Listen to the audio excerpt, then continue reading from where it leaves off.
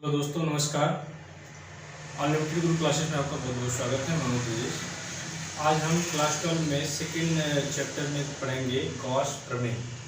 और इसी में जो गॉस प्रमेय है, इसी में आपको पढ़ना है वैद्युत फ्लक्स, जो आपके बोर्ड एग्जाम में पूछा जाता है कि वैद्युत फ्लक्स क्या होता है और गॉस का नियम क्या है, और इस पर बनने वाले कुछ प्रश्न को देखेंगे। तो पहले हम समझ लेते हैं कि वैद्युत फ्लक्स क्या होता है।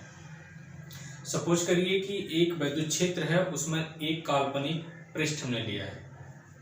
वैद्युत क्षेत्र में यहाँ पर यह वैद्युत क्षेत्र है, सपोज कर लीजिए, और इसमें हमने क्या लिया है, एक काल्पनिक पृष्ठ लिया है। इससे गुजरने वाली वैद्युत बल रेखाएं जो होंगी, इससे गुजरने वाली वैद्युत बल रेखाओं की संख्या को ही क्या कहा जाता है, वैद्युत फ्लक्स कहा जाता है। और इसको डिनोट किया जाता है फाई ई से। वैद्युत फ्लक्स को डिनोट करेंगे फाई ई से, और इसका फार्मूला बन जाता है phi E is equal to whole integration of, मतलब एरिया, मतलब पूरे एरिया का बात कर रहा है, काल्पनिक क्षेत्र का। यहाँ पे ए लिखा गया है, या क्लोज सर्कल भी आप लिख सकते हैं, कि टोटल एरिया की बात करता है। तो whole integration of A E dot D, E dot D. E जहाँ शो करता है वैद्युत क्षेत्र यह है, और इसका जो काल्पनिक पृष्ठ हमने लिया है, इसका क्षेत्रफल डी है। ठीक, तो यह फार्मूला बन जाता है वैद्युत flux is equal to whole integration of E dot D, जहाँ ई क्या है, वैद्युत क्षेत्र की तीव्रता है, और डी ए क्या है, काल्पनिक पृष्ठ का क्षेत्रफल है। इसी ई डॉट ई ए को वेक्टर फॉर्म में अगर शो किया गया है, यहाँ पर आप जो है कि अगर पढ़े होंगे वेक्टर में, अगर vector A dot vector B है, तो इसको हम लोग लिखते हैं ए बी कॉस थीटा। अगर इसके हिसाब से इसको अगर तोड़े हम, यहाँ पर बन जाएगा phi E equal to E D A cos theta.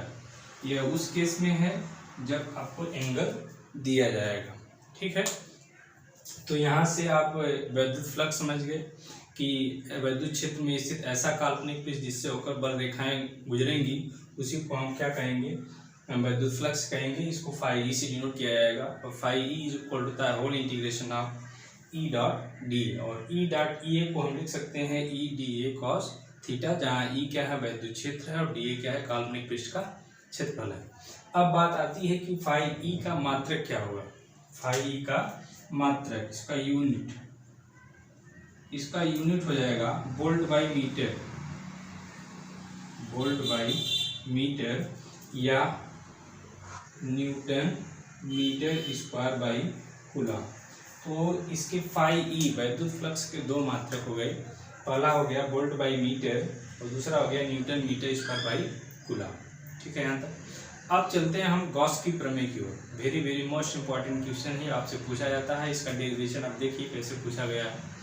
हम यहाँ डेरिवेशन की बात नहीं करेंगे, थोड़ी इसका आप परिभाषा की बात करेंगे। क्वेश्चन सीखिए। ऐसा बंद पृष्ठ जिससे गुजरने वाले वैद्युत फ्लक्स फाई ई का मान जो है, उस पृष्ठ में कुल आवेश जो होगा उसका 1/ε0 गुना होता है। ठीक, अब परिभाषा, इसके सूत्र से ही इसकी परिभाषा आप बना सकते हैं। तो फाई ई इक्वल हो जाता है, यह कह रहा है कि कुल आवेश का 1/ε0 गुना होता है। गुना का मतलब गुणा से है, तो यहीं से इसकी परिभाषा बना सकते हैं कि ऐसा काल्पनिक पृष्ठ या ऐसा वैद्युत क्षेत्र जिसमें कुल वैद्युत फ्लक्स का मान जो है, उसमें उपस्थित कुल आवेश का 1/ε0 गुना होता है, जहाँ क्यू क्या है, कुल आवेश को शो करता है, और ε0 वैद्युत या निर्वात की वैद्युतशीलता को रिप्रेजेंट करेगा। तो यह हो गया आपका फार्मूला। इसी को हम लोग इस तरह भी लिखते हैं, phi E equal to Q/ε0। यह तो हो गया गॉस की प्रमेय। लेकिन इसके जस्ट पहले ही आपने वैद्युत फ्लक्स के बारे में भी पढ़ा है। वैद्युत फ्लक्स फाई ई जो है, फाई ई इक्वल टू आया था whole integration of E into D A. तो यह फाई ई के बराबर, यह भी फाई ई के बराबर, तो यह दोनों आपस में क्या होंगे, इक्वल होंगे। तो इसको इस तरह भी लिखा जाएगा, equal to whole integration of A E dot D A, या इसी को हम लोग क्या लिखते थे, EDA cos थीटा, ये आपका हो गया फार्मूला। वैद्युत फ्लक्स पर बनने वाले सवाल को देखते हैं कैसे पूछा जाता है। आपको एक वैद्युत क्षेत्र का इक्वेशन दे दिया गया है 2i cap plus 4j cap plus 7k के रूप में, और यस कह लीजिए या इसको आप DA कर लीजिए, दोनों सरफेस पृष्ठ का क्षेत्रफल ही है, इक्वल टू 10j कर दिया है। तो आपसे पूछा जा रहा है कि वैद्युत फ्लक्स कितना हुआ है, ये क्वेश्चन पूछा हुआ है। इसका मतलब ये है कि फाई ई का मान लो आपसे पूछ रहा है वैद्युत फ्लक्स कितना होगा। तो वैद्युत फ्लक्स निकालने के लिए अभी अभी हमने आपको बताया है फाई ई इक्वल टू होता है ई डॉट डी कर लीजिए, या यहाँ यस दिया गया तो आप यस भी रख सकते हैं। अब जो है कि फाई हमको फाइंड करना है, ई का वैल्यू दे दिया गया है, जे यस की वैल्यू दे दी गई है क्षेत्रफल की। ई का मान अगर वहाँ से रखें हम तो 2i cap plus 4j cap plus 7k cap, ये ब्रैकेट हो जाएगा, डॉट लगाएंगे। डी का मतलब है पृष्ठ का क्षेत्रफल यस भी, इसका मान दे दिया गया है 10j कैप। तो आप क्लास 11 में आपने पढ़ा होगा कि i डॉट i1 होता है और j डॉट j1 होता है और k डॉट k1 होता है। तो डॉट वाले प्रोडक्ट में केवल हम j का मल्टीप्लाई j नहीं करेंगे, बाकी सब वैल्यू 0 हो जाती है। और i दिया रहता तो i का वैल्यू i में मल्टीप्लाई करते, k दिया रहता तो k का वैल्यू k में करते बस केवल। लेकिन यहाँ चूंकि आपको i j k नहीं दिया है तो इसको इस तरह भी लिख सकते हैं हम 2i cap plus 4j cap plus 7k cap dot, आपको यहाँ पर i नहीं दिख रहा है और k नहीं दिख रहा है तो इसको इस तरह लिख सकते हैं 0i cap plus 10j cap plus 0k cap, इस तरह लिखा जा सकता है। अब i का गुणा i वाले में करेंगे तो 2 का गुणा 0 में करेंगे तो 0 आ जाएगा। i डॉट i 1 होता है, 1 का 0 मल्टीप्लाई करेंगे तो 0 हो जाएगी वैल्यू। और यहाँ पे 10j है, j का मल्टीप्लाई j में करेंगे तो j डॉट j 1 होगा, और 10 का मल्टीप्लाई 4 में होगा तो 14 हो जाएगा।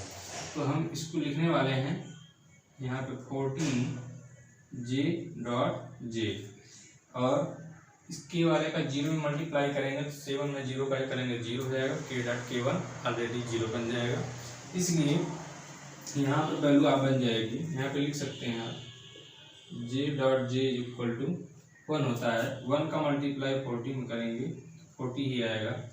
ये आपका वैद्युत फ्लक्स हो गया आंसर। यहाँ पे हमने बताया कि फाई ई जो वैद्युत फ्लक्स है उसका मात्रक क्या होगा, वोल्ट बाई मीटर। यहाँ पे आप लिख सकते हैं इसको वोल्ट बाई मीटर या newton metre square by coulomb भी बताया गया आपको, तो इसका मात्रक हो जाएगा। सेकंड क्वेश्चन यहाँ पर है प्रॉब्लम ई वैद्युत क्षेत्र ई की वैल्यू दे दिया है 2i cap plus 3j cap minus 4k cap volt by metre में, और एरिया का मान दिया है -4k कैप मीटर स्क्वायर। आपको फाइंड करना है वैद्युत फ्लक्स फाई ई कितना होके गुजरेगा इस एरिया से। तो सेम उसी प्रोसेस से इसको भी लगाएंगे, तो फाई ई इक्वल होता है ई डॉट डी ए कर लीजिए। अब यहाँ पे ई की वैल्यू दे दिया गया है 2i cap plus 3j cap minus 4k cap. हमने कहा यहाँ डॉट लगा के a की वैल्यू आप लिखेंगे -4k कर दिया, तो k का मल्टीप्लाई केवल k में ही करिएगा, बाकी करेंगे तो वो 0 हो जाएगा, लेंदी हो जाएगा। लेकिन बस इतना समझिए अगर k में वैल्यू दिया गया है तो k का k में मल्टीप्लाई, अगर j दिया है तो j का j में मल्टीप्लाई, i दिया है तो i का i में मल्टीप्लाई करके उसको सॉल्व कर लेंगे, बाकी ऑलरेडी वैल्यू सब 0 हो जाएगी। तो यहाँ पर आपका बन जाएगा, देखिए 4k का i में करेंगे ये भी 0 बन जाएगा, प्लस साइन j में करेंगे ये भी 0 बन जाएगा। अब देखिए k में जब करेंगे तो यह माइनस साइन यह क्या बन जाएगा प्लस में, और 4 का 4 मल्टीप्लाई करेंगे तो 16 यहाँ बन जाएगा k डॉट k। आप जानते हैं k डॉट k क्या होता है, 1 होता है, 1 रखेंगे यहाँ पर, तो यहाँ पर बन जाएगी वैल्यू 16 इंटू का 1 जो इक्वल टू क्या हो जाएगा 16, और इसका मात्रक होता है वोल्ट बाई मीटर। ठीक है। सेकेंड थिंग यहाँ से जब अगला क्वेश्चन करेंगे हम, तो उसमें देखिए एक्स वाई जेड 3 एक्सिस होती हैं, एक्स वाई जेड। एक्स में जो है आई कैप होता है, वाई में जे और जेड में के। आपसे अब कोई प्लेन देके कहेगा जेड वाई प्लेन में स्थित है, तो उसका जो है कि वैद्युत फ्लक्स क्या होगा, इस तरह का सवाल बनेगा। तो इसको देखिए कैसे होगा। देखिए अगला प्रॉब्लम है और इम्पोर्टेंट भी है। 2015 और 17 में एक क्वेश्चन पूछा हुआ है। वैद्युत क्षेत्र E = 5 × 10³ I cap Newton by coulomb में एक 10 सेंटीमीटर भुजा वाला वर्गाकार समतल वाई जेड तल के समांतर स्थित है, तो वैद्युत फ्लक्स कितना होगा। तो सबसे पहले आपका काम है कि जो दिया गया उसको एरिया नोट कर लीजिए। तो ई का मान दे दिया गया है, सोल्यूशन निकालेंगे इसका। ई की वैल्यू दिया गया है आपका 5 × 10³ आई कैप न्यूटन बाई कूलाम, ठीक। और जो वर्गाकार समतल है वह उसकी भुजा कितनी है, 10 सेंटीमीटर भुजा दिया है, तो एरिया हम निकाल सकते हैं। तो एरिया इसका कितना हो जाएगा, भुजा का स्क्वायर होता है, तो भुजा दे दिया है 10, तो यहाँ 10 का स्क्वायर करेंगे 10 कितना हो जाएगा 100, यह बन जाएगा आप सेंटीमीटर का स्क्वायर। लेकिन इसको हमको मीटर में कन्वर्ट करना है। मीटर में कन्वर्ट करने के लिए आप 100 से जो है भाग करते हैं, लेकिन यहाँ सेंटीमीटर स्क्वायर है तो 100 कितनी बार होगा, 2 बार होगा। तो यहाँ पे 100 को 2 बार लिखेंगे, या देखिए इससे कैंसिल हो जाएगा, इसको ऊपर लेके जाएंगे तो 10⁻⁻² मीटर स्क्वायर बन जाएगा, ठीक है यहाँ तक। अब देखिए यहाँ पे चलते हैं, जो आपसे कहा है वाई जेड तल के समांतर स्थित है। इसमें आपको क्या सोचना है, यहाँ पर जो तल दिया गया है वाई जेड तल, तो वाई के सापेक्ष यहाँ पर जे होता है लंबवत वेक्टर जे डॉट, और जो जेड है उसके के होता है के कैप। तो आपके पास बचा क्या, एक्स एक्सिस बची, एक्स पे क्या होता है आई कैप होता है। तो हमको आई कैप को ही लेके केवल चलना है। तब इसके साथ हम क्या लगा देंगे, मीटर स्क्वायर तो ये है, यहाँ पे बन जाएगा आई कैप मीटर का स्क्वायर। सीधे सीधे ये कहने का मतलब है कि जो यहाँ पे तल दिया गया उसको छोड़ दीजिए, बाकी जो बचा है उसके साथ जो कंपोनेंट होता है वेक्टर का वो आप लेंगे। तो यहाँ वाई जेड दिया था तो वाई जेड को हमने छोड़ दिया, एक्स एक्सिस बचा, एक्स पे जो है कि आई कैप होता है, आई कैप को हम एरिया के साथ में कनेक्ट कर दिया। अब जो है कि आपका फार्मूला अब वैद्युत फ्लक्स आसानी से निकल सकता है। फाई ई = होता है E.S भी लिख सकते हैं और E.A भी लिख सकते हैं।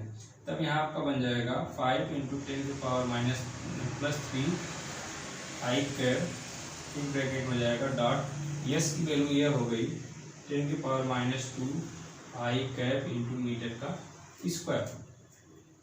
मीटर का स्क्वायर बाद में लिख लेंगे हम लोग।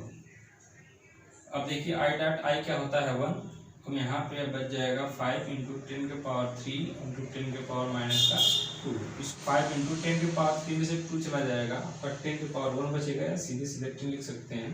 तो इसका मल्टीप्लाई करेंगे क्या बन जाएगा 50, और वैद्युत फ्लक्स का मात्रक होता है वोल्ट/का मीटर। इस तरह इस क्वेश्चन को हम सॉल्व करेंगे। तो इस तरह का वीडियो पाने के लिए इस चैनल में बने रहें, लाइक सब्सक्राइब शेयर जरूर कीजिए। धन्यवाद।